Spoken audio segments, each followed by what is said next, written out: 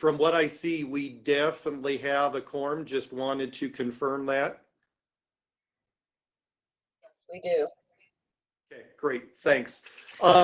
Like to welcome you all to the UETN board meeting this morning. Thank you all for your remote participation, which we've all become very familiar with. I take great comfort in being part of the organization UETN and the role that they've been playing in helping support the state, whether it's public ed, higher ed, the libraries, telehealth.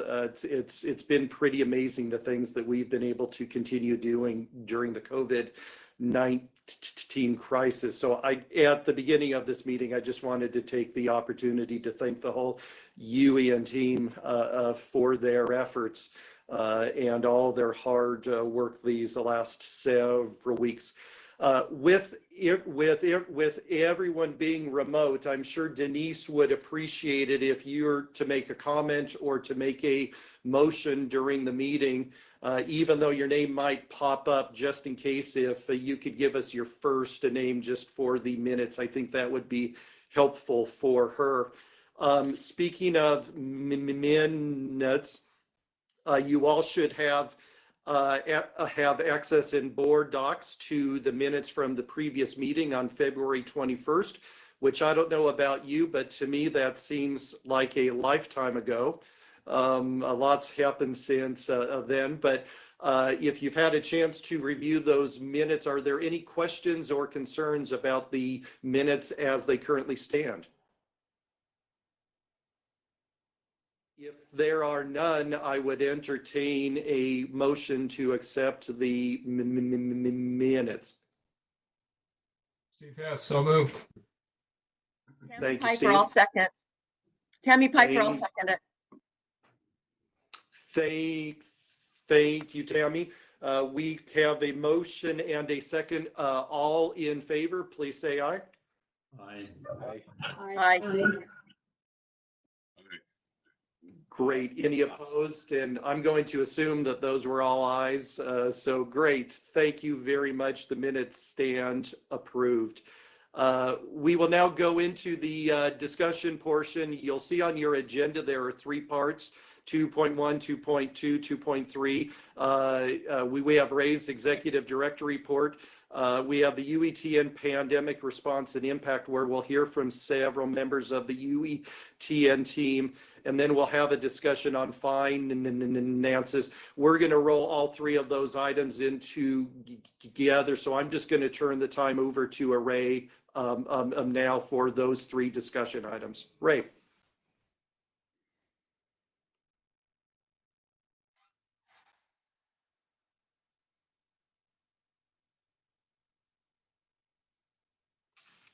Is Ray there? Ray, if you want to make sure you unmute your microphone. Sorry about that. I had a great intro there. You missed it. Sorry about that. It's great to have you, to be able to have the technology to hold this meeting, and especially in times like these. As you mentioned, Mr. Chairman, we're in unusual times. We started the conversation in February about COVID-19 and hearing reports what was happening around the world. We saw what started, we thought, in Washington State, and then in California, and then other surrounding states. And so in our March 9th leadership meeting, as we were discussing preparations for what may be perhaps a lockdown or a shutdown of our services, we decided that it would be prudent for us to have a dress rehearsal or a practice run. And so on March the 13th, which was Friday the 13th, we had a practice work from home. I asked all of our employees to stay home and try to do all of their work to the best of their abilities, and to take note of where we were not prepared. And then we were to come back and do a best practices and share that, what we learned, lessons learned on that. We found out that we were really pretty well prepared to go online. That's a lot of what we already do. And so we had some really good experience with that, particularly with the video conferencing, and be able to stay in communication that way. We found out though that there are some of our employees that it's essential for them to work from our office, from the broadcast center, particularly the operations center. So there are still a handful of our employees that report to work in the building, but the huge majority of us are working from home.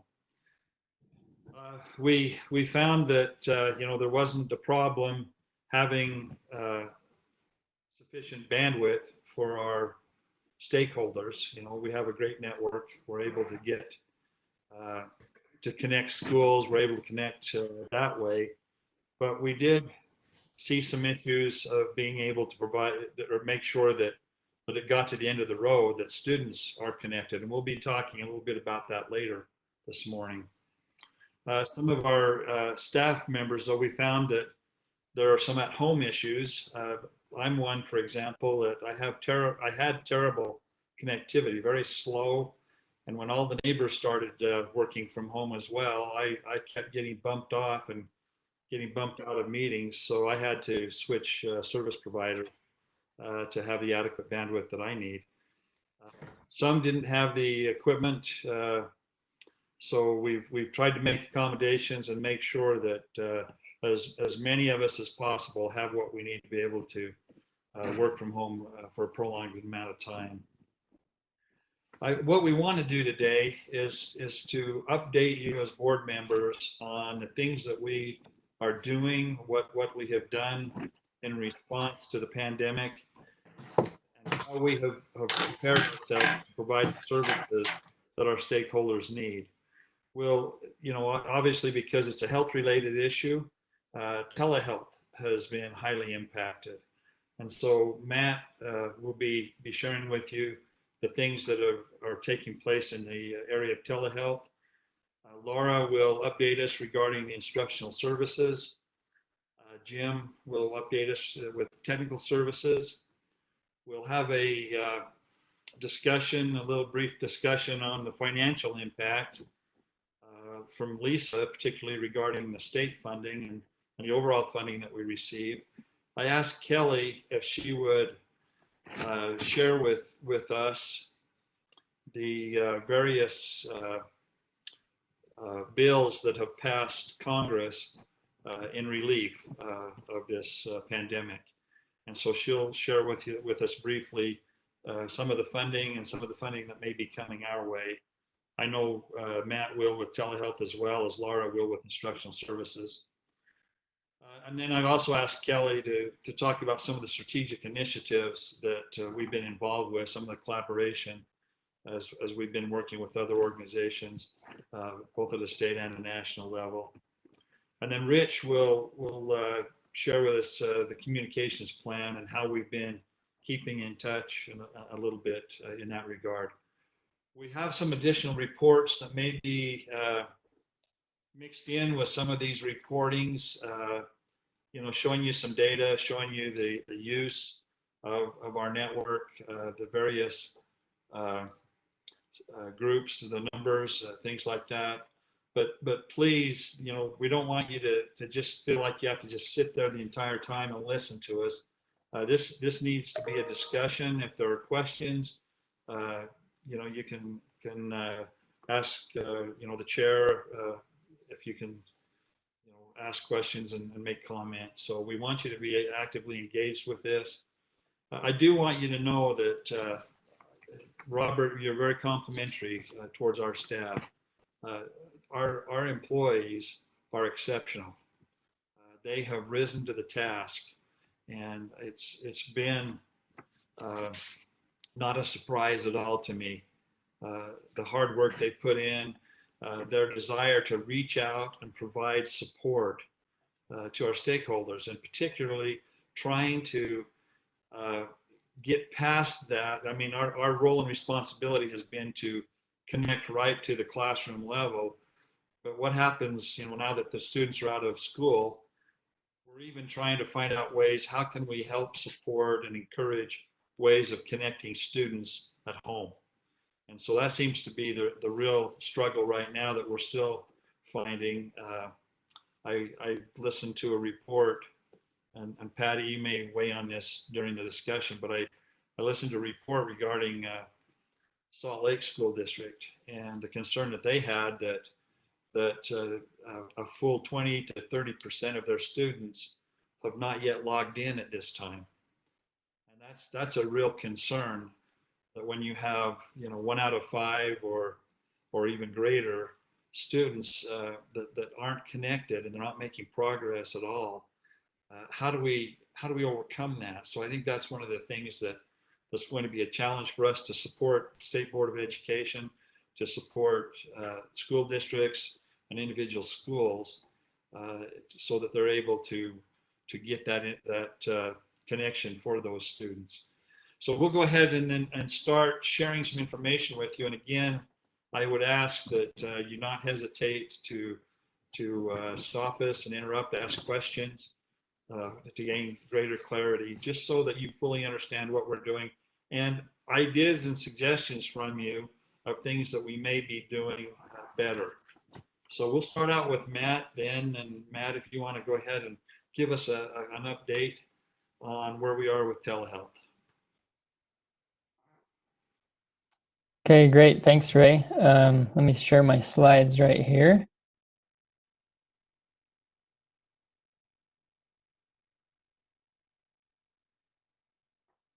How does that look? Can everybody see that first slide? Yes. That's great. Yes, we can see it. Okay, great. Yeah, thank you, Ray. Man, the world of telehealth has changed. I can tell you that. About 2 months ago, when I interviewed and accepted the position, I had the feeling that telehealth would become really important in the next few years, and really take a stronger position in the way that we deliver healthcare. And the month of March sure came to prove that that was true. So I have a few slides I want to share with everybody on what we've been doing with telehealth and how the world of telehealth has changed. I want to start off with some successes, actually quite a few, and I wish I could spend a lot of time on each one of these, because they're all quite substantial.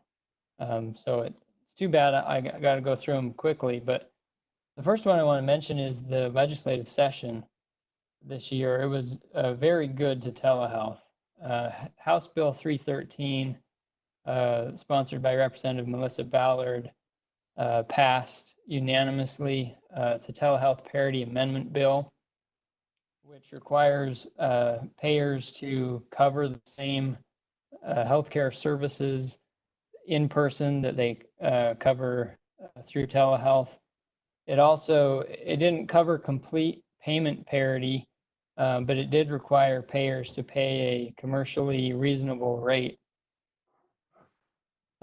which is a huge win. Deb has been saying that this is something we've needed for 25 years in the state.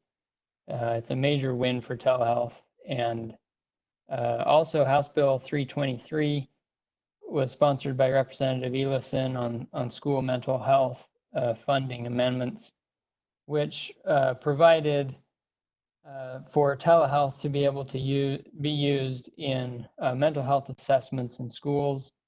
And I think that'll be another big win for the integration of telehealth into education.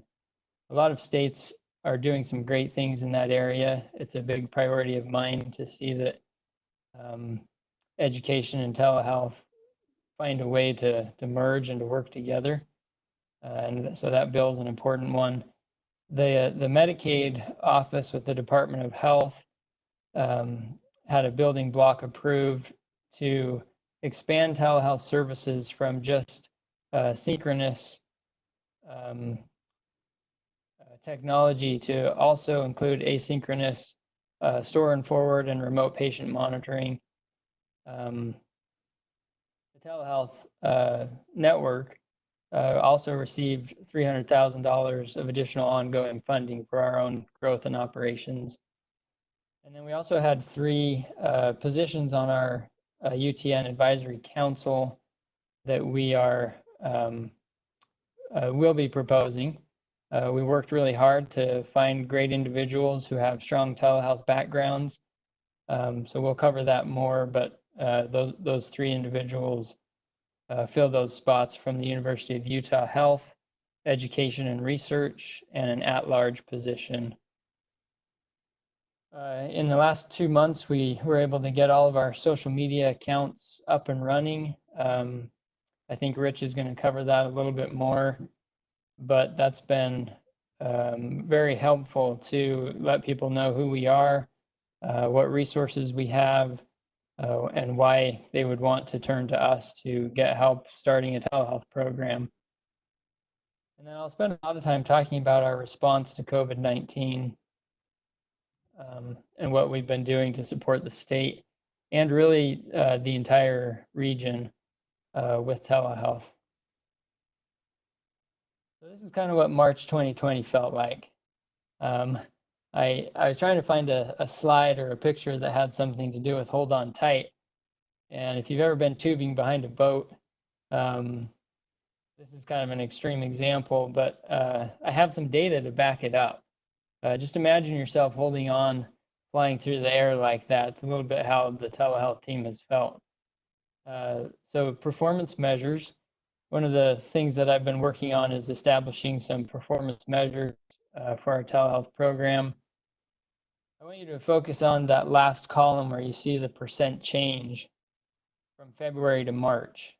The number of support tickets that were created is up 236%, similar with the tickets resolved. But our average time in resolving tickets actually went down almost in half.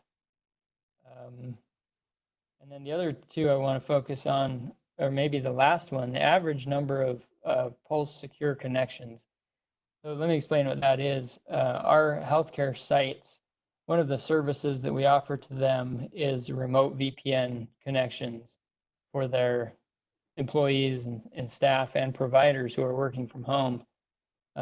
That went up 300% in the last month. We have a lot of staff working from home, connecting into hospitals and clinics remotely. And our team did an incredible job adding all of those accounts and providing great customer support to our member sites. Responding to COVID-19, I think what will go down in history for telehealth is that COVID-19 really was a game changer and put telehealth at the forefront. Some of the things we've done right off the bat, we worked with the Utah Department of Health to do a statewide telehealth survey.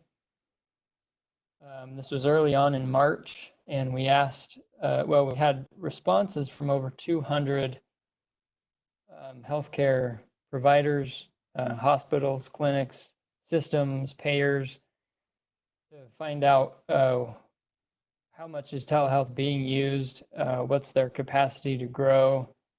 I'll cover some of that in a minute. We also launched a new web page for COVID-19 and telehealth, if you haven't seen it yet. I have another slide that will show you what's on that page, but what's really important about that page is we want to be the state resource for telehealth. So we have resources there for providers, for patients. We are trying our best to stay on top of all of the federal and state laws and regulations that are changing almost daily. And every time we find something, we post it on that site. And the Department of Health has noticed that, and they've been great partners, and they've been actually linking their COVID-19 page to our site as the place to go for telehealth updates. We've been inundated with telehealth implementation requests from clinics, local health departments, mental health authorities, everybody wanting to get started right away. I mentioned the 300% growth in remote access. And now really what we're focusing on is all the funding that's coming out. Right now there's an FCC program that we'll mention a bit more for 200 million. Never seen funding like this before. It's basically submit an application as quick as you can. Most of them are getting funded, and we'll worry about the details later, which has never happened with the federal program. So just really quickly, the statewide telehealth survey we did, we found that 48% were not currently providing telehealth services for their patients. 38% were, and 14% said maybe, which was interesting. When we got into the maybe, it was answers like we have a phone system, we have a patient portal, we're connecting with them electronically, but not necessarily what we normally think of in terms of telehealth and synchronous audio video. 68% were not using telehealth for COVID-19. This was early March, so I think a lot of these numbers have changed quickly if we redid the survey. What I want to focus on was the top 4 barriers. The number 1 barrier by far was technology. And the answer was, we don't have the technology. We don't know what technology to use. And UTN is well positioned to help with that. That's what we do, is provide technical support. Payment was the second largest barrier, and it wasn't necessarily that we don't get paid. A lot of it was the fact that we don't know how to get paid. We don't know if we will get reimbursed. And so UTN and our federal grant, the NRTRC, we're doing a lot to help answer those questions and make sure people know how to get reimbursed, how to do the billing and coding. Workforce was the third largest barrier. Basically, sites saying that we don't have the workforce capacity to expand or to take on a lot more than we already have right now. And then rural bandwidth was the 4th largest, which we obviously play a major role in helping our rural sites with the FCC programs, the rural healthcare program, to get reduced costs in their bandwidth. This is just a screenshot of our COVID-19 page.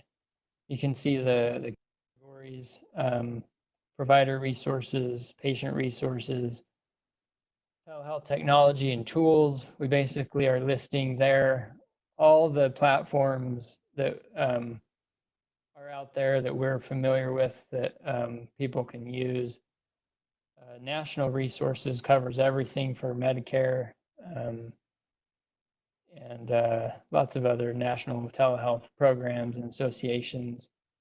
The Utah resources, we basically built that portion of the page for the Department of Health, and they are sending us weekly updates on Medicaid and other updates that we're posting there for them.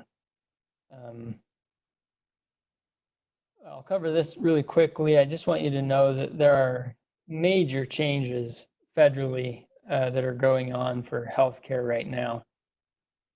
The first one is that the Office of Civil Rights removed HIPAA restrictions for providers to use platforms that typically wouldn't be considered HIPAA secure during the emergency. This one's interesting because a lot of people are catching on and starting to use these non-HIPAA secure platforms, but we're trying to help people understand how to put some policies in place and what to be aware of so that it doesn't come back to hurt them later on. The state of Utah followed with an executive order on security and reducing those security requirements for telehealth. On the right of my screen here is a letter from DOPL. basically informing healthcare providers what they need to do if they're going to use a non-HIPAA secure platform. The arrow at the bottom, I wanted to point out because I think through our efforts to work with the Department of Health, they included a link to our website and the resources that we have, and that went out to all the healthcare providers in the state. So we were happy to see that. Medicare has made major changes. Telehealth services can now be provided anywhere. It used to only be in rural areas. Now it's urban. Now it's in the home, and reimbursement will be made for those services. They are also allowing federally qualified health centers and rural health clinics to be reimbursed as a distant site, which they have never done. That's a huge change. Medicare also expanded the list of eligible services by over 80 services. That alone is staggering to try to stay on top of. And then they are also allowing providers to serve patients through telehealth in the patient's state. That's never been allowed before either. You had to have a license in the state where the patient lived, and they have waived that during this emergency. Most of you are aware of the Northwest Regional Telehealth Resource Center grant, which UETN manages. This grant is set to end next year, started in 2017. The purpose is to provide technical assistance and training and support for healthcare providers and networks in a 7-state region: Alaska, Washington, Oregon, Idaho, Montana, Wyoming, and Utah. On Wednesday of this week, we received an additional $828,000 in funding from the CARES Act to improve our ability to help people get started in telehealth in this entire region. We have 1 year to spend the money, so that's what we're working on right now, is building a work plan for how we're going to do that. And to point out what an interesting time this is, we received that notice of award first, and we have 30 days to respond with a proposal on how we would like to use the money. So they're getting the money out as fast as they can get it out. Kind of interesting times. There are also other bills being drafted right now that we're being made aware of that have additional funding for telehealth resource centers. A few things that we've done, and again, these are major things, but I'll go through them quickly. We do a weekly office hours for the entire 7-state region to answer questions. We've created a COVID-19 resources page. And then in April, we were supposed to have an annual conference in Portland for our telehealth grant. And we had to cancel it because of the COVID-19 travel restrictions. So in 1 month, we converted it to a virtual conference. We had over 1,000 registrations from 43 states and hosted over 20 sessions on topics related to telehealth, using telehealth to respond to COVID-19. Quite incredible effort, and everything went very smoothly. All the sessions, the speakers, we did a post-conference survey, and almost 70% are saying that they'd like to do this conference virtually again next year because it was so convenient. This is one of my favorite slides. Good news from the FCC and USAC. All good things to report here. First of all FY19 applications were fully funded for 3 years. We've been waiting for a year to find out if those were going to be funded. They were all funded, which is great. And FY20 application window was pushed back to June 30th, thanks to a letter from Shelby to the FCC. UETN signed a letter of support for a bill that will provide an additional almost $2 billion to the FCC's rural healthcare program.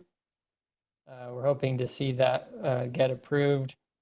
And then again, the funding from the CARES Act just continues to come. All good things happening there. My last 2 slides, I want to give I wanted to give a report on what I have learned as I've been talking to advisory council members and customers about where UTN is at and what we can do better. The number one thing I learned is that our efforts on the rural healthcare discount programs are absolutely crucial to our member sites. And they are very appreciative of what we do to submit those applications and get them reimbursement. I also heard from everybody that we provide excellent customer support and we're fast. We turn things around fast and we have a great team, and that everyone was very appreciative of that. The third thing I heard most commonly was that everyone really appreciates the position that the Telehealth Advisory Council can serve for the state as a neutral convener. And House Bill 313 was a really good example of that, where we had support. Well, we had members of our advisory council who are able to educate the legislators and work with large healthcare systems and payers to make that bill happen. And everyone appreciates the fact that we can be that neutral convener to make improvements statewide for everybody working in telehealth. Areas where we could improve was on our technology, our telehealth platform, which we're actively working on right now with the funding programs that are out there. Supporting sites in Utah more with our federal grant, more integration with UEN, marketing and brand recognition, making sure people know who we are, and then improving the school-based telehealth. Future priorities, again, number one is the network connectivity, the FCC program discounts, telehealth support and implementation. Now that everybody wants to do telehealth, helping them understand best practices, how to get paid, what technology to use is really important. And then just lastly, our commitments to the board, to UETN, to our customers, working actively with Deb LaMarche to have a smooth transition as she prepares to retire in June. And continue integration with UEN. Right now we're doing a fairly large project with HIPAA audit and security preparedness, where we have over 40 UETN staff members all being trained in HIPAA, and we're doing a HIPAA audit risk assessment so that we are completely HIPAA compliant.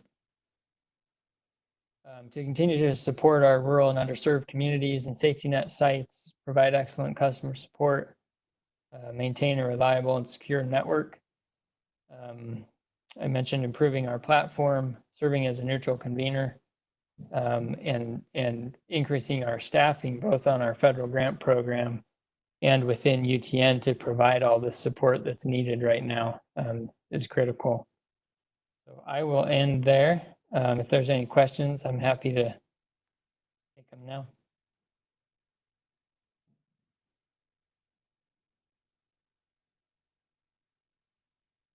That's an excellent report. Thank you very much. Very thorough. Thanks, Steve. Thank you, Matt. You can tell that in the short time he's been with us, there have been a lot of changes, and we really appreciate the staff. Deb has been working right there side by side with Matt, so it's been a good team. We appreciate all that you've done. let's move on then. Are there any questions then, board members or any comments? Yeah, can we get a copy of that PowerPoint? Is it on Box as a part of the agenda? It's in board docs. Okay, thank you very much. Okay, Laura, let's transition to you and have a report on what instructional services has been doing. I'm happy to. We have been busy as well, probably not as busy as the telehealth folks, but busy nonetheless. As you can imagine, the biggest thing was the transition to remote teaching. So right out of the gate, we had a lot of requests from institutions to change their software licensing, especially for online proctoring services, so to proctor tests, the plagiarism software that we license, and some of those kinds of things. So a lot of the schools and institutions really gearing up to do remote teaching in a quick turnaround. So our software team's been quite busy with that. At the same time, as you all know, we've been winding down Utah Futures, and I thought it was interesting to share. So as you know, Department of Workforce Services is just inundated with unemployment claims and all of the things that are coming out of this. And we have an online resume tool that usually averages about 2,000 resumes a month. They're either built or edited. And in March alone, there were over 6,000 resumes that were built or edited. So Department of Workforce Services is looking at possibly taking on the license for the resume tools for when Utah Futures ends at the end of June, because they know that their clients are really relying on it right now.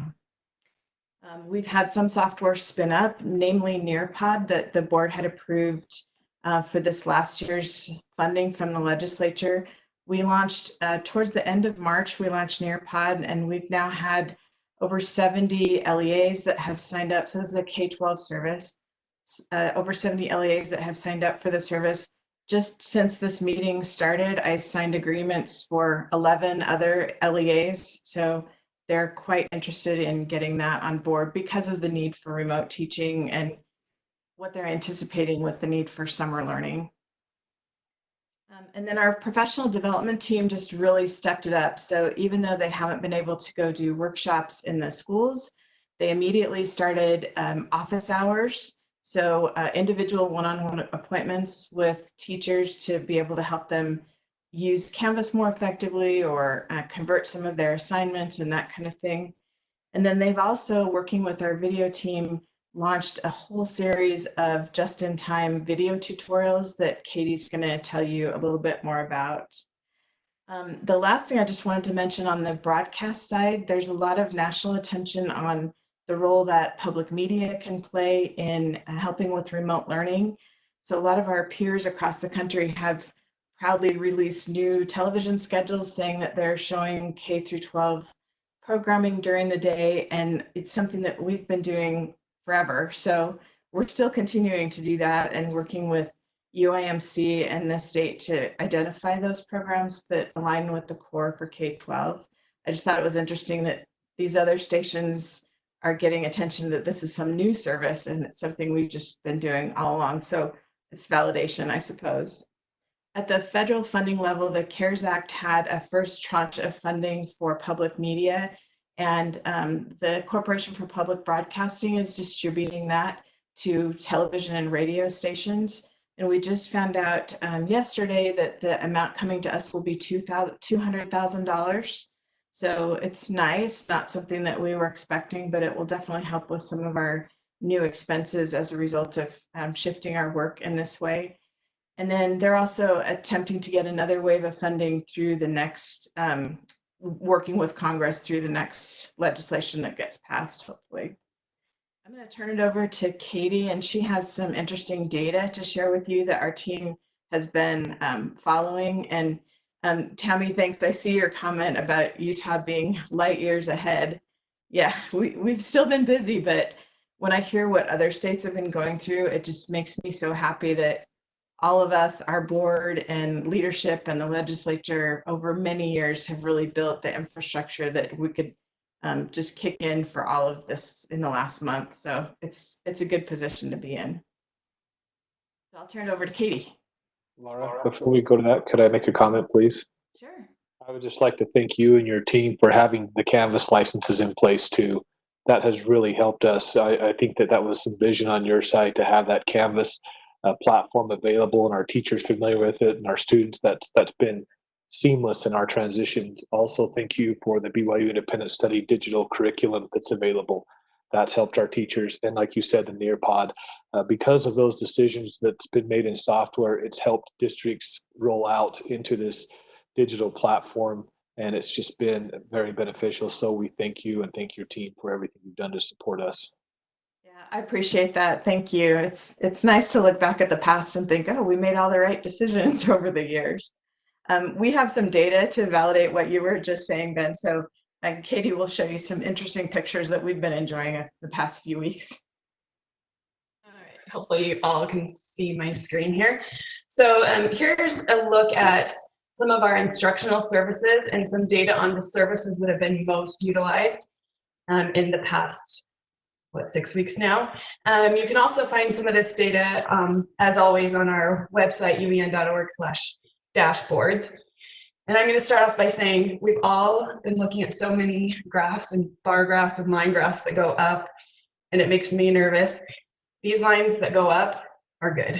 You don't have to stress about these ones. So I'll give a brief introduction to kind of what the service is, a reminder, and then what we've seen. So Preschool Pioneer, this is a website full of resources for parents and caregivers for those preschool age kids. So as you can see, oh, and the other thing that I wanted to add is we do our analytics at the end of every month. So this is data through March 2020. So really we're only capturing about 2 weeks of when we had these big changes, because most schools closed, I believe, around March 13th. So you can see we're kind of already on an upward trend, but we had a big increase during March. eMedia, this is the service that I oversee. This is our digital library of over 20,000 instructional materials. It includes a lot of open educational resources, as well as that online instructional media that Laura mentioned. And as you can see, we were on the upward tick, but in 2 weeks in March, we saw over 50,000 increased views than we had the last year. So this is metrics of the media, not only on eMedia, but on our website. This includes the research quests from the Natural History Museum that have been hugely popular. So you can see over February, we've doubled our media usage, which a lot of these aren't surprising, honestly. Kaltura, so this is, you're looking at Canvas, but the video player that you're seeing here, that is actually supported by the Kaltura streaming media server. So this is mainly a higher ed service, but you can see, again, these bar graphs or line graphs that go way up. So that blue line, if you can see the details over the webcast, this graph is a little more detailed. But the storage, so that's the amount of just content that we have stored in the system, has steadily increased. But you see those ups and downs. That's typical with the semesters with higher ed. But you see in March, we're way up in the plays of the content, so how much the content is being accessed. So this is a new resource that we created. The web team did really an amazing job. This started off with like just a few links, and now if you go to it, it's a very robust site of resources specifically for remote learning and learning at home. So Tim Stack and Jessica Anderson really did a great job on this. So you can see that site didn't even exist. I believe we launched it like March 20th, I want to say, around there, and have had 33,000 views in this very short time. Laura mentioned the Learn at Home video series. So we kind of co-branded and paired these series together.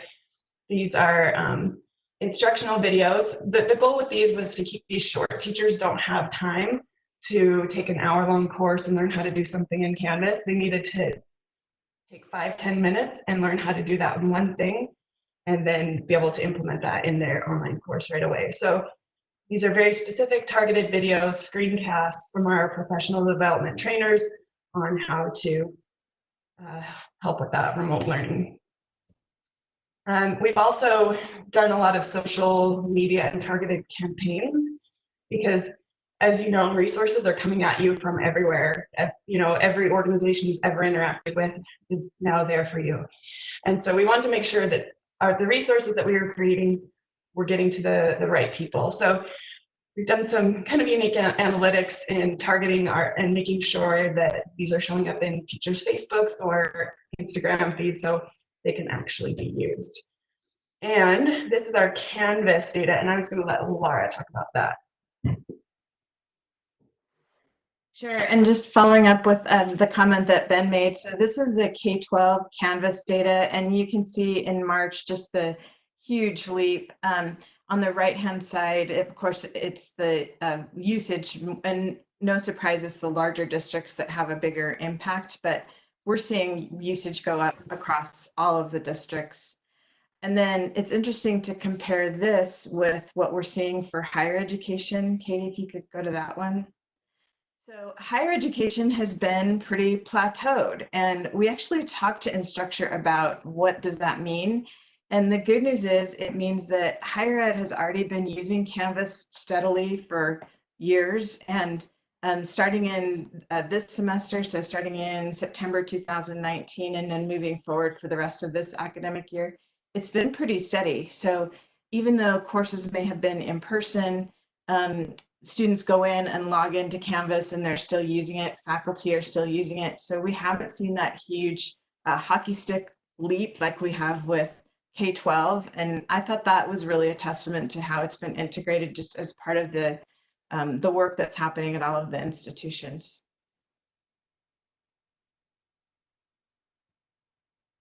Okay, thanks, Laura. That's all I had for our analytics on our instructional resources. So Laura, was that just early March or was that the full month of March on that? On the Canvas higher ed, it was actually the last couple of semesters. So the middle, Katie, do you mind pulling that up again?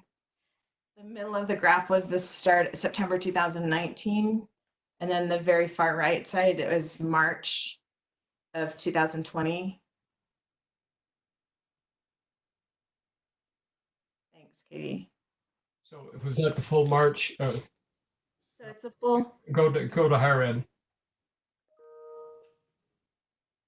Yeah. I'm surprised that higher ed didn't go up more, because it sure seemed like to me they were using Canvas a lot more in March, but that doesn't show in your statistics there. Yeah, and we were a little surprised about that as well, and called Instructure and asked, well, how's this reflected with other institutions and other states? And in Utah, what their theory is that it shows we've just had broad adoption for a long time. So you can see there's a spike in August 2019 when the semester starts, and then another spike in January with the new semester. Now this doesn't show, so this is maybe 2 weeks into remote teaching. It'll be interesting to see what the next couple of months show and if there's a big leap then. But our theory is that it shows there's pretty consistent use of Canvas, even when there's in-person teaching happening, that students go into their in-person class and log into their Canvas course, and they're working both concurrently. Yeah, it'd be interesting. And so, the actual figures say, there is a lot of use of Canvas already, and that is heartening, and it looks good maybe for summer too. Mm-hmm. Adoption has already happened. So Laura, this is Robert. I've got a question about the response of these platforms. It's been from our perspective, I think Instructure and Canvas has held up pretty well under the load. Around mid-March to the end of March, we saw a lot of challenges with Kaltura getting bogged down. I'm curious to get you and your team's response to how all of these tools have handled the extra load. Katie, do you want to answer that one? Yeah, thanks, Robert. So yeah, there has been issues with Kaltura in specific. They, at the beginning of this and, you know, late February and early March, I said, so how are you ready to handle, you know, the increase in demand for this service? And, you know, they had their plan in place like many of us, but they have definitely had their challenges. I can share specifically with you what they are doing to mitigate those. They're spinning up the servers and the highly technical things that I can give you more details on, but yeah, there were about 10 days that were pretty rough with Calzibet. Yeah, it seems to, we had been told that they had made some changes too that seemed to make some pretty quick improvements. So I was just curious. The rest of the platforms seem to really work surprisingly well, especially Canvas. I saw that Laura Busby, I think you had a comment if you want to jump in. Yes, I think at least at UVU, our statistics have shown all along that we've had high adoption of using Canvas for at least the minimal activities in any course. We have been integrating Canvas for all of our classes, whether they were online or not. And I'm assuming the other higher ed institutions may have been doing that as well. And so that, to me, is why we're probably maintaining steady activity. If we were maybe counting all of the page views and all, I'm not sure exactly what these statistics are showing, whether it's just the activity of having courses or logins, I'm sorry, accounts. That to me would stay steady, but I would assume that there would be an uptick if we were looking at just the sheer volume of interaction in the courses. Yeah, and it's something that we're going to continue to watch, and we can get, Laura, that's a good point. We can get a deeper dive into the data that you're talking about. I would be interested to know if discussions go up or if time on the system goes up, and those kinds of things. Yes, that's actually what I'm personally in my position at UVU doing right now, is diving into that Canvas data to track that. And we're seeing quite a bit of an uptick. Great. Laura, do you have any figures on what institutions are using as far as telecommunications? Are they using WebEx, Zoom, Skype, Teams? Do we have any data on that?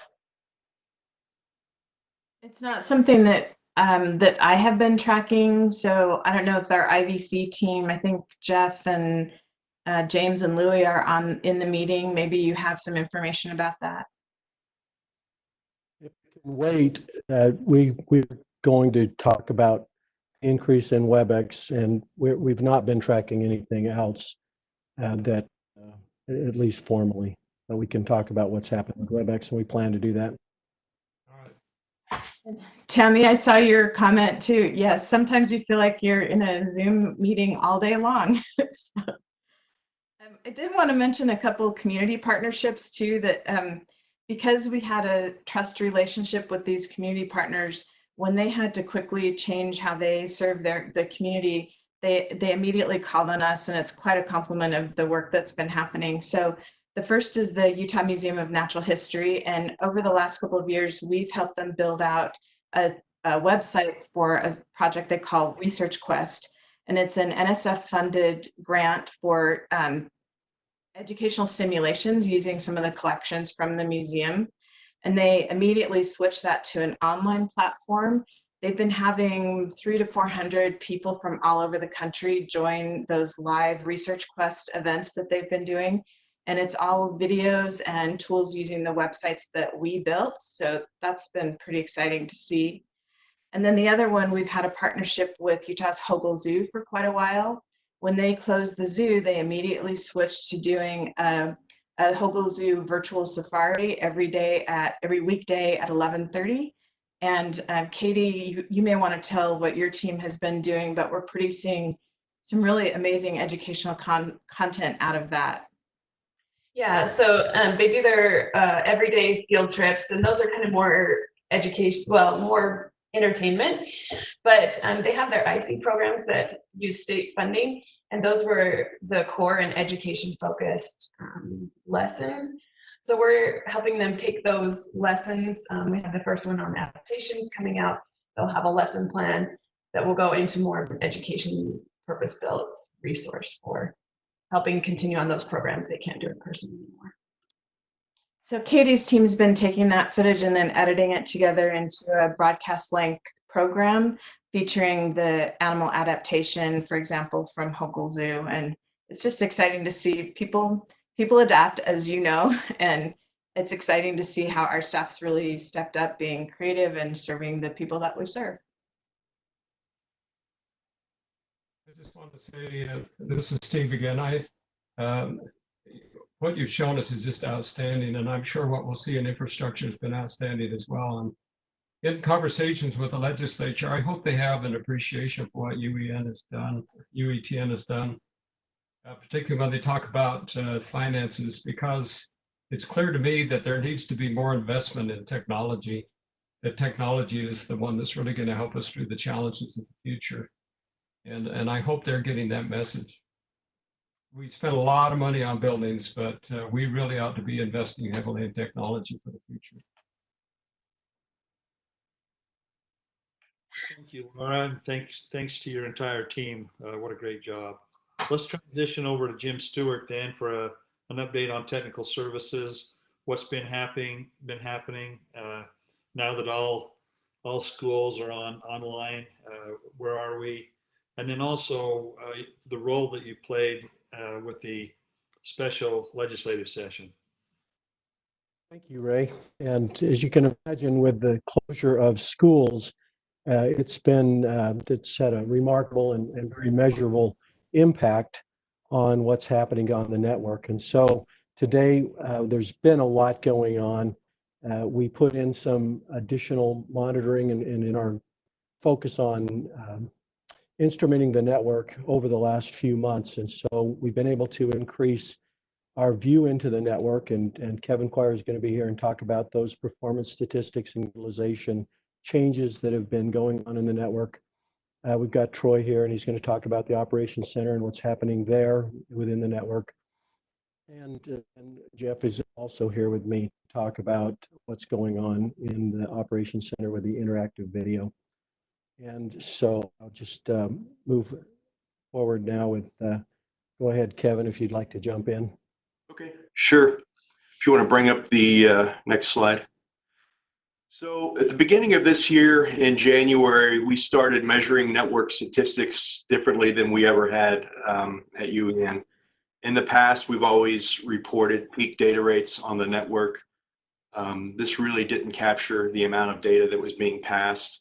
So we moved to a new network performance metric, which is data transferred. And this is similar to what you see with if you have Comcast at home or Verizon mobile service, they report the amount of data that you've used. So we are now reporting and able to report the amount of data that is not only being passed on the backbone, but is being passed to the internet. So this graph right here, what you see, the blue line is the amount of data that is being moved on the UEN backbone. This does not include data intra-district or within higher ed. It's just on the UEN backbone. So you see it goes back to January 5th. The data at the far right is all the way through last Saturday. You can see the last 5 dots on the right. Those are after school has been suspended. So we've seen about a 38% decrease in traffic starting about, I guess it was about March 15th. We have had a slight uptick the past 2 weeks. The green line is traffic going in and out to the internet. So the delta between those is the internal traffic that's site to site on the UEN backbone. Next slide. This is the breakdown of internet traffic and also internal traffic. The blue line at the top is the internet traffic that is inbound to the UEN network, and you can see a steep drop off in that. So typically what this traffic is end users on the network in school districts at higher ed reviewing content on the internet. So we would expect to see a steep drop off in this as users have moved off of the network into their homes, and we have. The green line is traffic that is outbound to the internet. Now, we would have expected this to have a steep drop off as well. This has maintained mostly flat line because of data being pulled off of our network onto residential services such as Comcast or CenturyLink or different home providers. And we'll look at another graph here in a second that will show something really interesting. The yellow line at the bottom is internal site-to-site traffic on UEN, and that has remained relatively flat as well. So all of the previous graph that we looked at, basically all the drop in traffic is really internal, is internet traffic coming internal to the network due to lack of people that are actually on our wired buildings. Next slide. So this is where it gets pretty interesting from a network perspective. We have a 20 gig internet connection to Comcast down in Orem. So what you see on the left, week 10 is normal traffic. Week 11, we started spring breaks. That was when the U was on spring break, so we had a dip in traffic. Week 12 there, that's starting at about March 15th. And you can see that the traffic has greatly decreased. The interesting part about this graph is the blue line, the uptick. As you see going right from week 12, the blue line goes up and up and up. So what this is traffic leaving the Utah Education Network heading towards Comcast residential customers. So what this tells us is that as the weeks have gone on, we see more and more people at their residences who are pulling data from the UEN network. So we suspect that, you know, as time going on, we've had more kids and people in higher ed that have been doing schoolwork from their residences, and we've seen quite the uptick there. The other interesting thing that we've seen when we slice this data up even more, we have a connection to DTS, and we've seen a lot of traffic flowing between Comcast and DTS. So this is really two things. This is DTS employees working from home, pulling data off their network. And the other interesting thing is, say that you're at home on Comcast and you're accessing resources on DTS's network. So if you're, you know, a normal resident and you need to pull something off of there, whether it's the DMV or other data, you're going to traverse the UEN network over to DTS. So that traffic is staying in state. It's basically traveling down to Orem and back up to Salt Lake. So any resources that you need on DTS, we have very low latency and plenty of bandwidth. We're seeing the same trends with CenturyLink, X-Mission, and Google Fiber, where the outbound data to those networks is going up pretty substantially. Next slide. Go ahead. Question for Steve. So was the connection to Comcast at 20 gig, I think you said, was that a pinch point, or did we have plenty of connectivity to them? Yeah, thankfully we've had plenty of connectivity to them. We're seeing peaks outbound near 10 gig, so we do have substantial connectivity to them. One of the things that we've seen is most of the home users in Utah, bandwidth-wise, are using Comcast, and that's really proved to be our most valuable connection that we've had on the network. If we did not have a Comcast internet connection, that traffic would either be going to Denver or to California and back. So if you're sitting at your house accessing UEN, your traffic would be going, you know, halfway across the country and back. Because we have Comcast internet and we also have CenturyLink, we also have direct peering to Google Fiber, X-Mission, South Central, and a bunch of other providers. That traffic stays in state. We're able to monitor 4 pinch points, and we can see, you know, if there's any issues between there. So you're getting low latency, high bandwidth connectivity between your house and UEN. That is, Kevin, that's outstanding. I'm like, that is just amazing that you were foresighted enough to see that and made those connections. Yeah, it's been really good. When this all started back in mid-March, we spent about a week tuning the network, making sure that all the home users accessing everything from higher ed to the districts had a great experience and short path and high bandwidth between those locations, and it's been really neat to see the utilization increase over time.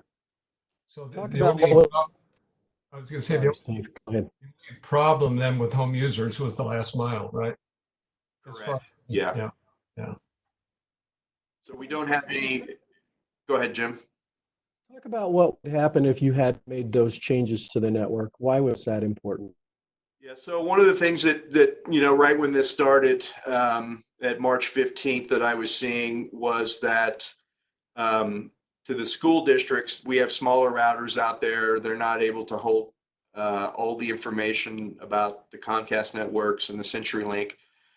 So we saw their traffic going to Denver and to California and back. So we did a bunch of tuning that very first week so that their traffic went to Orem and back instead of Denver. And that cut off a lot of latency, and that also gives us a lot of visibility into that traffic, and into any pinch points or errors or anything else going. So now it's, we have blazing fast connectivity between residences and any resources on UEN. Amazing. Good for you. That last graph, Jim, if you want to bring that up just a few seconds. So this is the utilization from January. The April data is through Saturday. We're seeing a pretty big drop off. At the bottom, the pie graph there is interesting. That's total traffic on the backbone. We're seeing about 18% is internal traffic. That's a new statistic that we've just been able to see this year. So it's that's something else that we'll be reporting on, and we'll be sending. We can give this report, this monthly report to the board for every meeting, so that you have it. That's it. Thank you. We get a Thank copy you. of that presentation. I'm sorry. Can you repeat that? Can you make that presentation available to us? Yes. All right. Thank you. We will do that. So next, Troy can talk about what has been going on in the network, the NOC part of the operations center. Yeah, so it's been a wonderful for us inside of network operations to help run the network during all these changes. Just a couple of high-level statistics for you. Before maybe I jump into the last 30 days, want to let everybody know that as soon as we started seeing the impact or the potential impact on the network of the pandemic, we instituted immediately a moratorium for changes to ensure stability for the network. I mean, we had a lot of different projects and other things that were going to continue to impact the network and change things as part of our normal upgrade schedules and other things. And we held off on most of those to ensure stability, particularly for the healthcare space. We have a lot of clinics, the hospitals and other things hanging off of our network that we didn't want to create any problems with. And also the state of Utah. There's a lot of their services that were becoming highly utilized. And so we thought it would be prudent to do that. And that moratorium is in place continuing today. A couple of things in the past 30 days, there's been only about 200 network related issues that the network operations centers had to address, which is down significantly from what we normally deal with on a day-to-day basis. And this is mostly due to the fact that a lot of the different schools and sites aren't doing some of their own scheduled maintenances and things. And so the network has been surprisingly stable. The 200 related issues end up being power outages. The earthquake most certainly caused some trepidation. Power. I will report that we managed that and recovered from even the earthquake thing very quickly and effectively. Our network rode through that without any significant problems. The next thing mention, managed about 71 customer tickets. And so we manage those and monitor those differently than just network related issues. We feel it's an important metric to just, this is the number of cases, tickets, and other things that have come in, 67 of which have been resolved. Once we got into this a couple of weeks, we worked with the school districts independently and found that because of the lull in the usage of the hardwired schools and such, we were able to start doing some significant upgrading of district devices and things out at the very edge without any impact to those districts and other sites. Some of those were sorely needed and were planned for summer projects anyway. And so we've actually taken some initiative and started upgrading edge devices and bringing districts and folks and upgrading those pieces of hardware to facilitate things for them. And so we're keeping busy with some of that. Jim, can you next slide it for me? The operation performance metrics, just so everybody understands, there's a new one that we're monitoring, which is or time to first response. With the integration of the 24 by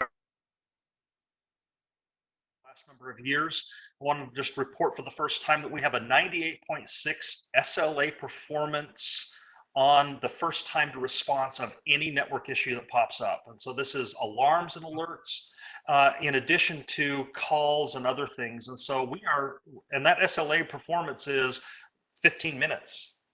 So we're responding to it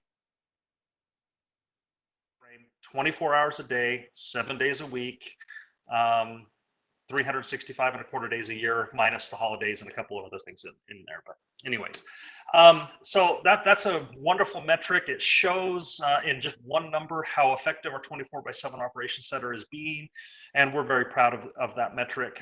The only other one from an operations performance, as it pertains to backbone and everything else, to this point, we're at 3 point, we'll almost call it 4 nines worth of uptime performance for our backbone, even during the pandemic and some of these other issues.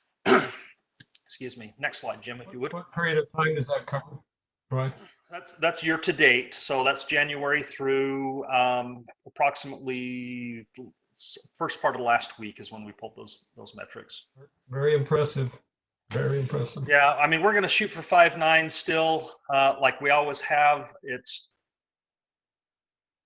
so many different diverse providers and things, but the ring topology and everything else that we have deployed, a lot to Jim and Kevin's vision on how the network is designed, facilitate most of that. We can lose a major part of our backbone and not have it impact customers. And that's part of the reason why you're seeing such great numbers there. Next slide, Jim. Some of the major projects that operations is working on right now, we've decided to move ahead with an out-of-band network refresh. I'm not going to go into a lot of the details here. This is just more informational. Device software upgrades, which I mentioned out in the school district. So that's not just software, it's hardware as well, but the majority of it is software updates. And implementation, standardization, configurations, and things. And then, as both Jim and Kevin have already mentioned, we are rolling out new monitoring tools to be able to better slice and dice all of the different metrics and data so that we can make great decisions moving ahead. And so network operations is no stranger to that, and we're participating in a lot of that. So we're looking forward to bringing a lot of new information to you in the days, weeks, months ahead, so that you can help make some of these great decisions right along with us, or see how that is impacting. A couple of other things that I don't have, sorry, I'll pause there for a second. Troy, again, the 100 gig backbone, we still moving ahead with that? Well, certainly we're moving ahead with it, but that's more of a Kevin question. Kevin? Yes, we are moving ahead with that, Steve. We just awarded a bunch of circuits statewide between Logan and St. George on this last RFP, 100 gig circuits. We're also in the middle of 100 gig upgrades on the optical DWDM network between Orem and Utah State.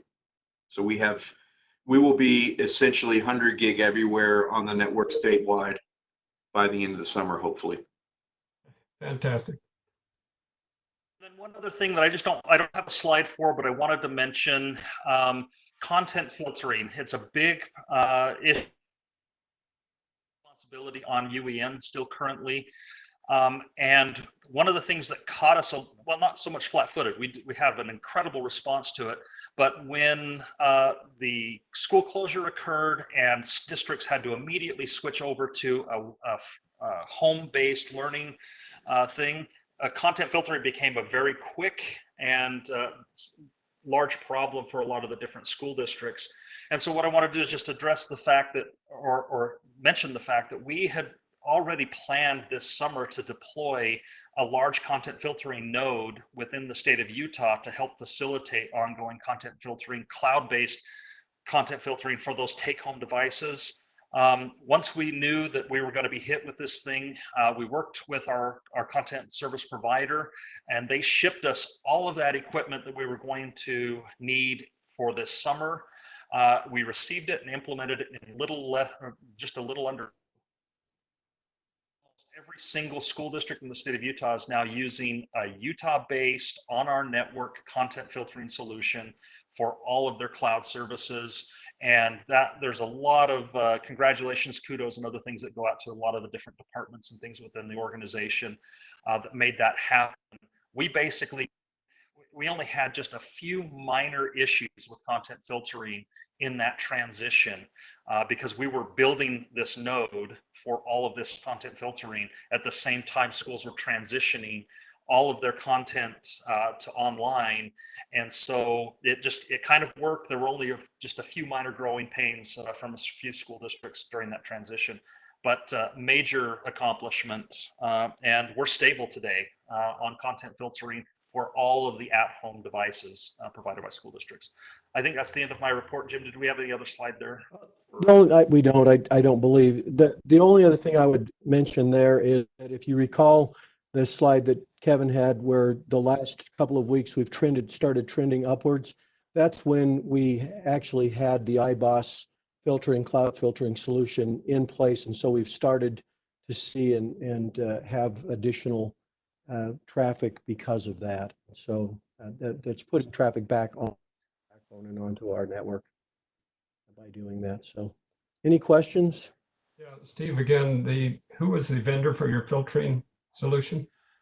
The vendor is iBoss.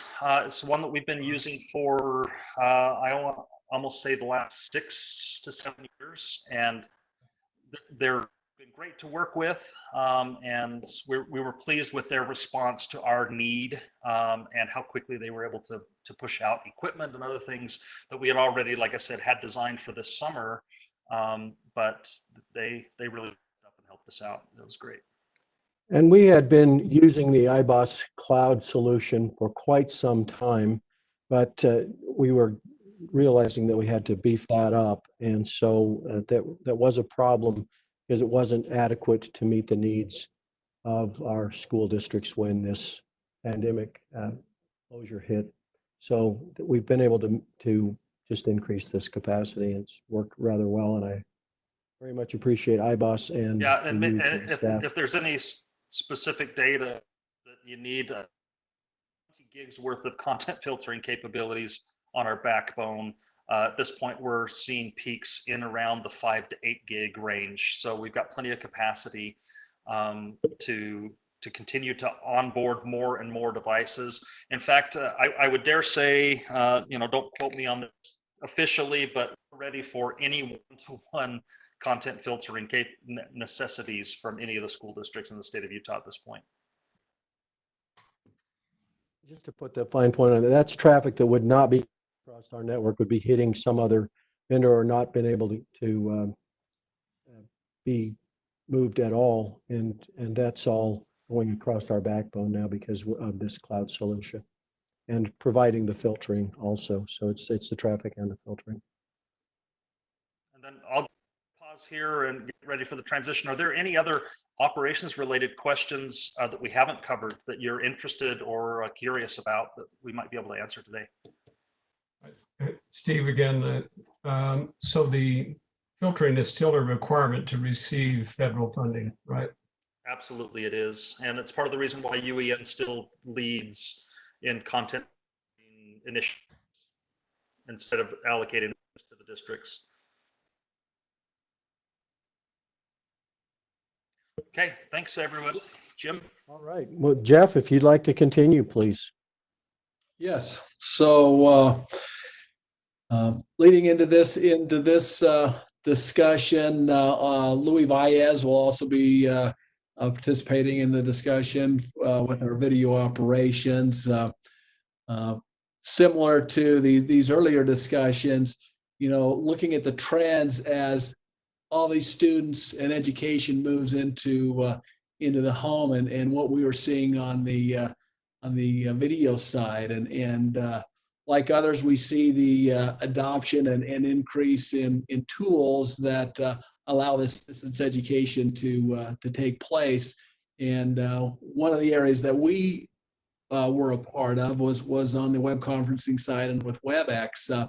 Early on, we pushed out detail that was brought on the various solutions that were available to our stakeholders to jump on right away. A lot of providers providing a 90-day program free, get on now. And so we saw adoption of Zoom and WebEx. And then we have a large base within education that are using Google that jumped on to Google for doing their video based education and web conferencing. Then we were fortunate in an opportunity through Cisco, who lifted the cap on the seats that we have available with our iteration of WebEx, and opening that up for 180 days to anybody. And we pushed that out to everybody, and then began to see a new wave of adoption of those that wanted to further leverage that within K-12 and higher education. And so, Louis, I'll jump to you as you just walk us through some of the trends we see here. UEN's just to make note, UEN's license for WebEx is really targeted for distance ed. We have 1,000 seats. That cap's been lifted, and so we can take on as many seats as we like, and we've seen that jump. So Louis, if you want to take it from here and really provide some detail on what you've seen in adoption as well as training, go right ahead. Thank you, Jeff. Thank you, Jim. Thank you, Chairman Dr. Wagner. Let's go over some quick charts, and I'll just go through these rather quickly. The obvious trend from March 1st to April of today or last week, just a phenomenal growth in the amount of utilization in WebEx specifically, right? So these are the trends in WebEx that we've deployed. Most of the schools are shut down, so the IVC infrastructure, the true hardened codecs are shut down. But as schools come up, you'll see that ramp up. Next slide, Jeff.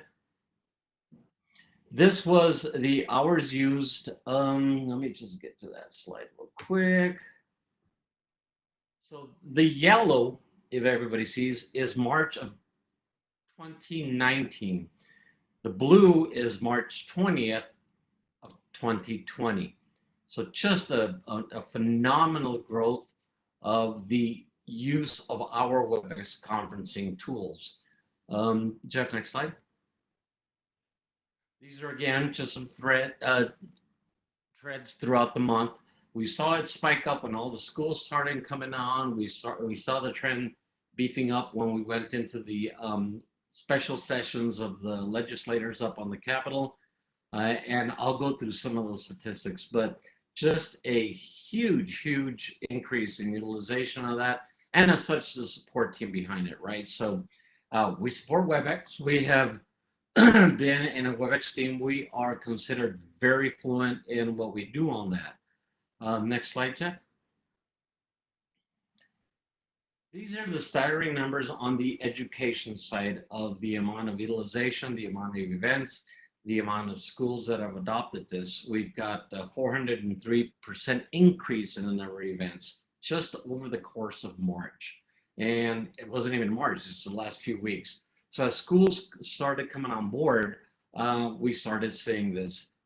Interesting fact, U of U The College of Nursing decided to jump heavily into WebEx because of our white glove support that we could provide for that and for those programs. Those are doctor-level programs. Those are well white gloved support if there's an issue with it, albeit we can't control it on the cloud. We can tell you exactly what's happening in that connection. You notice Troy Jessup had a couple of audio issues. He had a 7.7% packet drop from his home. We can narrow it down to that level and see if we can mitigate some of those problems for any and all that are connected to an event. Just a mass undergoing of what the operations center, James staff, Sharice and Kim on the logistics side, my tier 2 engineer organization. We literally just go there. Interesting story, my daughter said, Dad, how hard can it be? You just hit the join button and it all works. No, it takes a huge team behind to make some of these as seamless and as fluid as possible. We take the technology out of the folks that are using it, just like you folks, and we provide that support. So we believe we are providing that kind of service to any and all that want to jump on this. Some of these folks started asking for 600, 700 accounts. Once we discussed it with them, they figured out that you don't need accounts for students. You don't need accounts for other administrative purposes. As long as you have an account, you can have as many people join into it. So Alpine School District wanted 600 accounts immediately. After we talked to them and explained to them the technology, we've narrowed it down to, what is that, 73. So on the, I'm sorry, Jim, go ahead. Louis, could you also talk about, it's not just the support and it's not just accounts, we also do the training. Would you explain what we've done to do that I'm training? so sorry. That's a huge team of mine that supports that. We've been holding twice a week statewide training as far as how to use it. There's different platforms. We are using WebEx Meeting right now. There's a WebEx event module. There's several modules within that. There's even a technical support module within WebEx that we can literally jump into their machine and show them how to do business. So the logistics staff, James staff, everybody else has been on board in getting all that done, right? So huge part of what we do in IVC is really, we've come to our own now. IVC has always been in the background. IVC has always been, yeah, we do that. We do it quite well. Now with WebEx, we have taken it to a complete different level because everybody wants to use it, including the folks up on the Hill. And I'll go through that little couple of slides on how we supported them during the special sessions. And I'll just jump in here because, you know, the early discussions kind of highlight, you know, teachers, educators, students all got pushed in the deep end when this happened. And so we immediately started ramping up training. The training's been very well attended, and then starting to drill down into those specific modules so they can understand how they can use those for both education, but we also have even district board meetings that were wanting to learn how to better leverage it for their board meetings. Justin Brooksby and his group on Canvas integration, things like that. And so a lot of, and Justin's group's been great as well because that's a solution they're familiar with also. So been a real team effort in just trying to help them catch up and figure out, all right, how am I going to deliver education now, and being a resource and trying to make sure we're providing the professional development they need to leverage these tools. So Jeff, absolutely. Thanks, Jeff. Go ahead. Can we move on to the legislature and what we've been doing there and quickly move through that? Jim, can I provide one more quick brief 30-second capture Sure. before that? I want to bring in James Hodges, who has been amazing in running his team from 5 in the morning to 11 o'clock at night and even after hours. But I want him to give you a quick dissertation on what we're doing to dovetail Laura's group and Katie, what we're doing for the Hogle Zoo. It's really exciting. It's innovative on their part, and our team has been instrumental in getting that pushed out. James, are you with me? Yeah, I'm here, Louis. Thanks for that. Yeah, just really quickly, we've been, Chris Schmitz and Tawny Crisp and their education team at the zoo reached out to us many weeks ago and trying to figure out how they could get their virtual tours, get their live tours up and going in a virtual environment. So this would allow patrons to sign up for live tours to go through their various enclosures, as well as some of the behind the scenes stuff that the general public wouldn't normally get to see using UETN's video platform, mainly WebEx. They will be having their first production event with these starting tomorrow with their board members, and then opening that up to the general public starting on Sunday. As part of that initiative, they are also will be starting virtual birthday parties starting on Wednesday, where parents and children can sign up to have a virtual birthday party with the zoo. Will then use their educational outreach classroom to bring in animals and interact with the kids. Ahead of time, they'll be sending out boxes of activities and crafts that they can then follow along with and have a virtual birthday party to accommodate those kinds of requests in our isolated environments today. So Thanks, pretty James. neat. We're excited to be a part of it. Thanks, James. We were fortunate enough to understand that we needed to move to a home environment even before we were issued that work. So we actually had the staff preparing for it. We talked to the staff. Everybody's been doing really great on the in the home environment. So we almost beat the swing of moving to a home environment by moving all our tier 1 staff down there. And those are the folks that really, they're the firefighters. So they support that aspect of it. But I'll leave that up to in a little bit if anybody has questions. Jim, you want to move into the legislative. So a couple weeks ago, very end of March, legislature reached out to UETN and indicated that they wanted assistance in designing and establishing a virtual legislative special session. We had a couple of weeks to put this together. They needed to respond to issues tied to COVID, the federal funding that's coming through, the change in tax revenue, and be able to respond quickly. And so, Jim, if you'd like to go to the next slide. Our first meeting was on Friday, March 27th, with legislative IT as well as legislative legal to start talking about what does this need to look like, what needs to happen, how does it need to work. And it was really a full court, effort from UETN. All aspects of our organization, I think, almost were represented in this effort. And so working for the legal requirements on providing public access, which in this case included both streaming and leveraging 9.2 on KUEN on the broadcast side, understanding the protocol and process requirements that the legislature must follow and go through to have an effective session and to meet the requirements as a legislator, and dovetailing that and making sure that works within the technology that we're providing. Defining those technical requirements on both network, audio, video, event structure. Security was a big issue. There had been a lot of things leading up just prior to the session of mishaps, and obviously we wanted a secure, successful environment that allows the legislators to conduct their business and be able to move forward without the technology getting in the way. Troy's group with a total comprehensive security review, and this is looking not just at the technology, but what is that dynamic, what are those protocols, what's happening in that event that needs to be addressed to make sure the event's not compromised and is successful. And then extensive training, starting out with training first the IT staff there with the legislature, their staffers, and then James Hodges' group, then providing technical support training on how they can also support the legislators and their users on the technical support side. And so a lot of training took place in that to ramp them up before we could really get into the nuts and bolts on how to put this event together and structure it properly. Want to go to the next slide, Jim? Oh, go back. Sorry. I think I had a... maybe I missed that. I don't know. Sorry about that.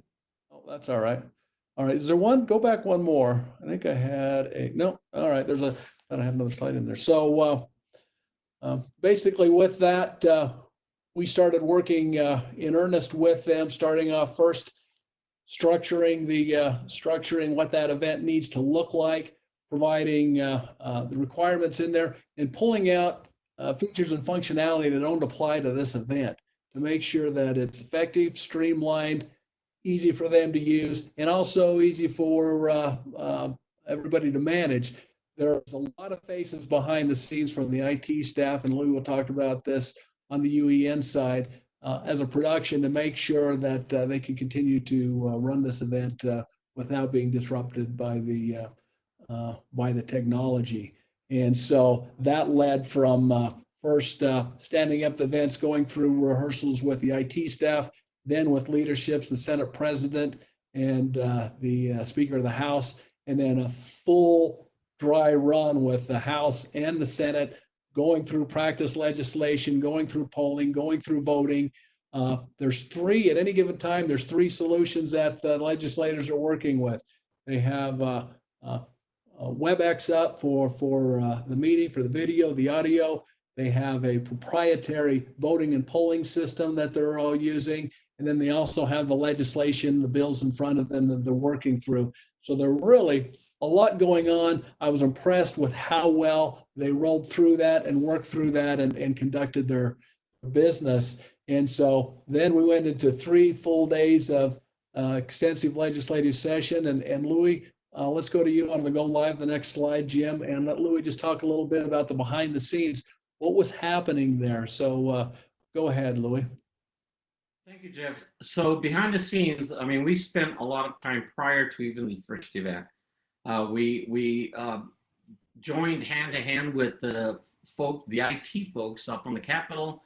We found some interesting problems. We fixed those problems even before we went there. So we spent a ton of time. We would meet every morning at 8 o'clock with the core team from the UEN side and as well as their IT side. So a lot of making sure that either the representatives of the House or the senators could just hit that magic join button. So a lot of that really fast ramp up. We had a 4 o'clock review every day. Jeff and Jim were all, totally involved in that whole thing and making sure we're covering anything that Jim saw or Jeff saw that we were missing. But I mean, the biggest part is the active support that we did during the sessions. Once a session started, we wanted to make sure everybody could hit that magic jump button and just get out of the way.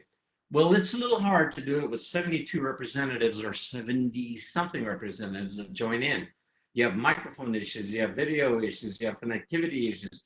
You got a representative driving down the road on his iPhone. So all of that, in order to make this successful, we had to be in constant contact with the IT staff on the Hill. And we managed that through teams. So we had about 4 to 5 different channels. Doug Farr from the Hill, the lead on the entire project from IT, and all his support staff. So albeit we had 72 members in the House of Representatives, there was actually about 115 participants, that many people driving this entire thing. So the end of the day was exhausting. We had to be there every second. Again, testing audio levels, testing video levels, troubleshooting connections. The folks on the Hill had a specific person that would call a senator or a representative, hey, we're having issues with you. We were providing all that information to them. We would say, what are the stats on Senator Karen Maine, for instance, who couldn't figure out how to use a mic? So we had all of that in the background, and it was exhausting, but gargantuan, and our team managed well. Their team was fantastic. But all of that training had to happen before these sessions occurred. So really proud of our UETN folks, really part of our team. Troy on the security side managed to find. We had the broadcast side who was the handoff and doing the closed captioning.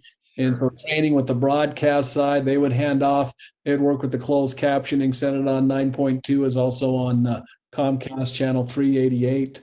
Right. And that was huge. That was no technology easy task to do, right? So Phil Titus had to figure that out, and we struggled through it, but we finally managed to get it going, and it worked quite well. We need to move on, gentlemen. So let's, the only thing I would say is that when we were contacted by the IT staff there for the legislature, they made it very clear that they wanted to work with us.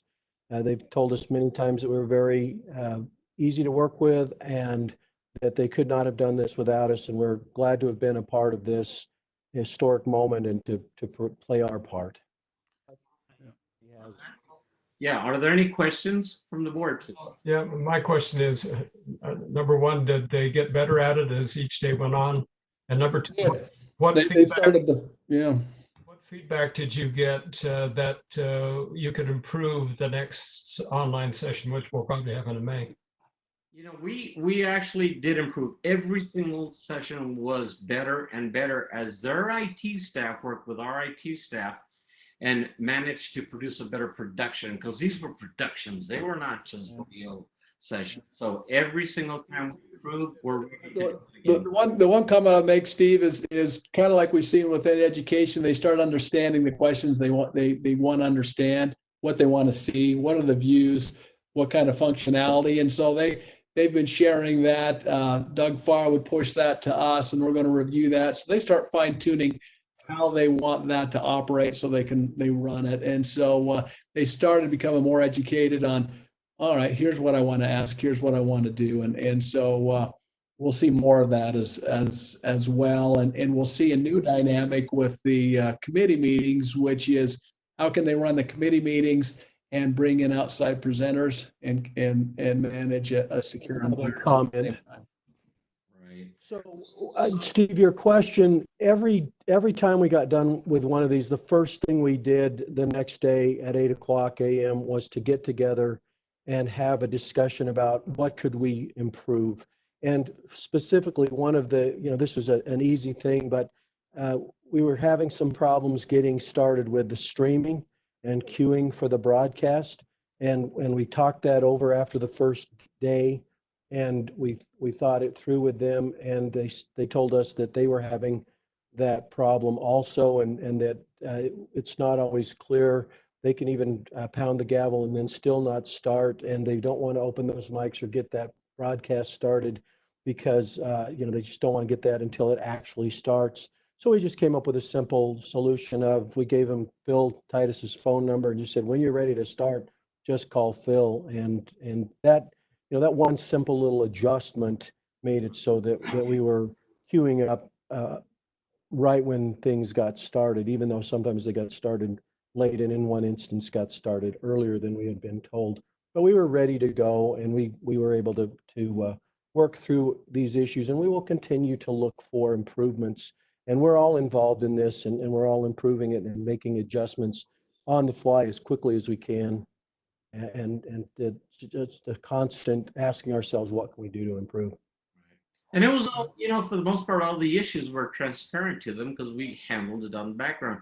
Steve, I'd love to share with you some of the massive threads while we were actually producing this, while we were actually online, that you would see all the staff just, this is going on, that's going on. It's just on and on and on and on. And with multiple channels going on, not just one back channel, but multiple background channels. That it really is interesting to see some of the stuff that happens in the background.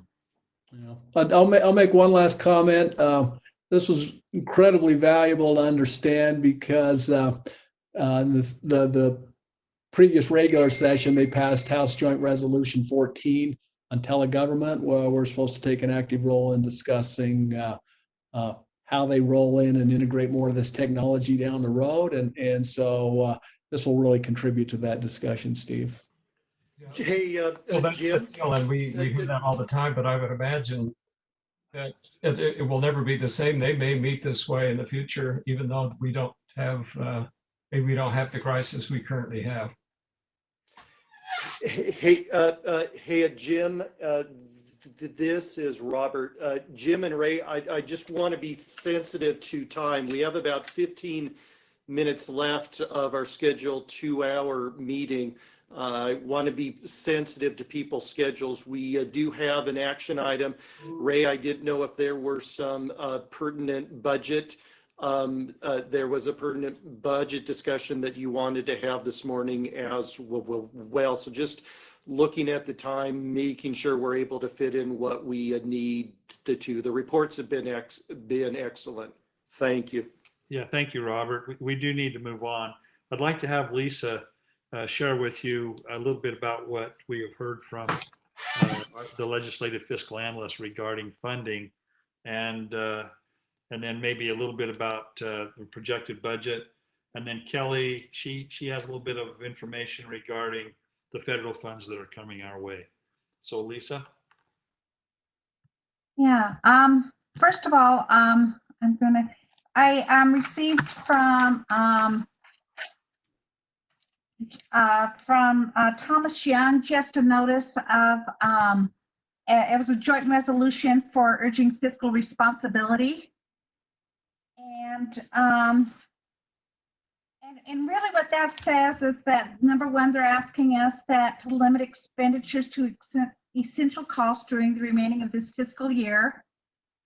The second thing is to avoid unnecessary spending this fiscal year. But what's more important is that for fiscal year 2021, at this point in time, they want us to assume that we're not going to receive any new funds at this point in time and to live within our fiscal year 20 budget. And the other thing, so that's a big deal to us because that affects the software and everything else Laura and everyone was talking about. And the last thing was the one thing they did say was they said to assume that your state funding levels at your base budget level would stay the same. And for us, that's a big deal because they, let me see if I can share my screen now. No, I hope I shared my screen right. Did I share it okay? Yes, you did. Looks good. Okay, thank you.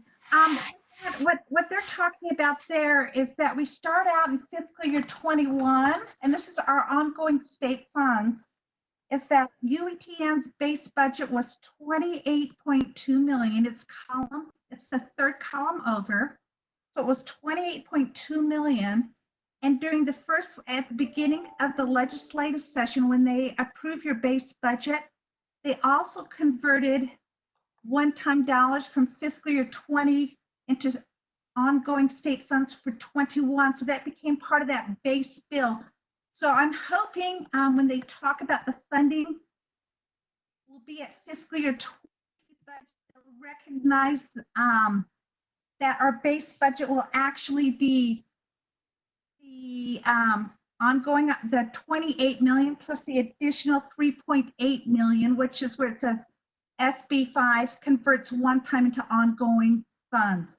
So that would put our base budget at 32 million. And then what happened during the legislative session is we also were approved, we were awarded an additional, let me look at that, 3.8 million of ongoing funds and 1.27 of one-time dollars. So those are the funds that at this point in time we're uncertain of. The largest item is your ongoing dollars where it says network software. And that's comprised of two items, the Canvas for higher ed, which is 800K. And the other one is it's Nearpod at 1.8 million. So we have to be sensitive to those that Thomas told me at this point in time, we don't want to make any commitments into the future because I think those will be the first cuts coming back out. But to let you know that the additional fundings we received for ongoing funds was the 300K for UTN that was talked about. We received, and it says right here, 350K for the circuits and backbone, the public library, 375K, and 200K, and that was actually for network monitoring tools. And then we received 1.27 of one-time dollars. And that was for the backbone upgrades. That's the equipment, the new sites in the libraries. So I just want to I went ahead and created the budget, but at this point, I don't know where the cuts are going to be. I talked to Thomas and he said they're waiting for the May revenues to come in. They're anticipating he substantially lower dollars is what he's expecting. So I kind of go back down to the original joint resolution that was passed.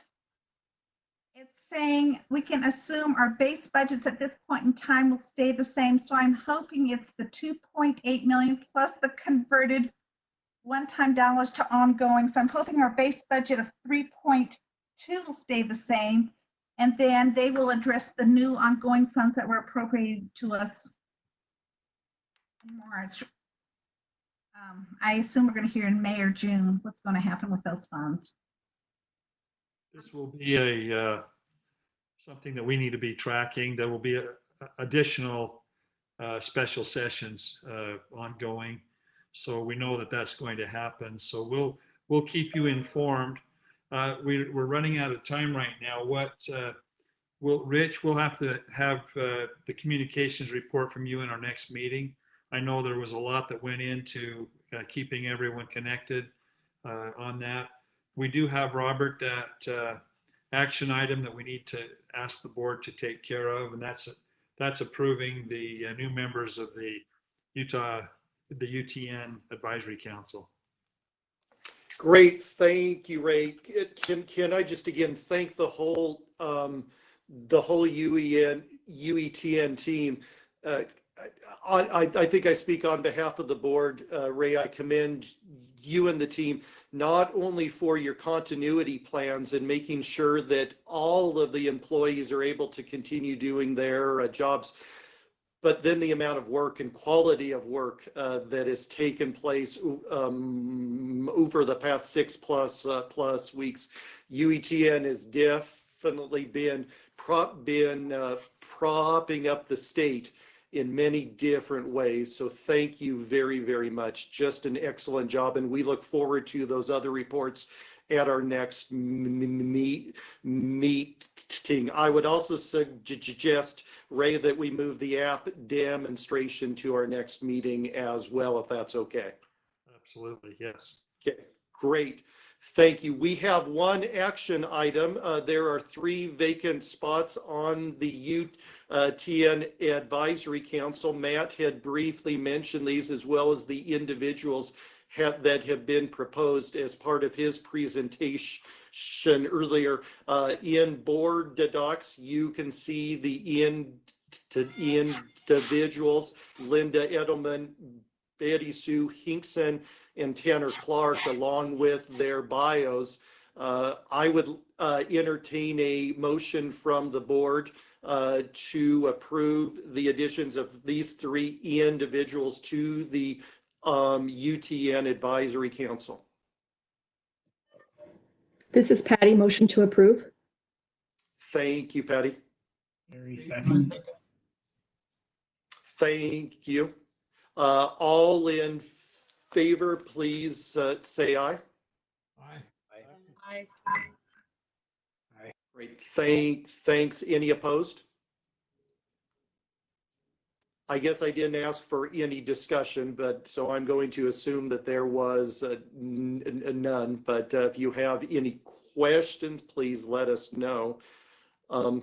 So our next board meeting is scheduled for June 19th.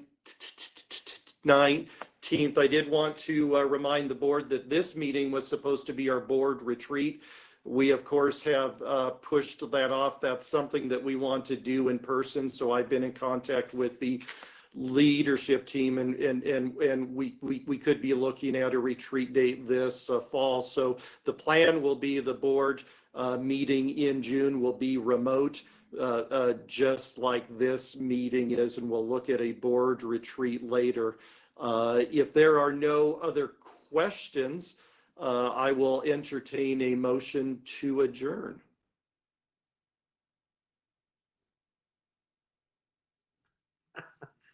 Nobody wants to leave.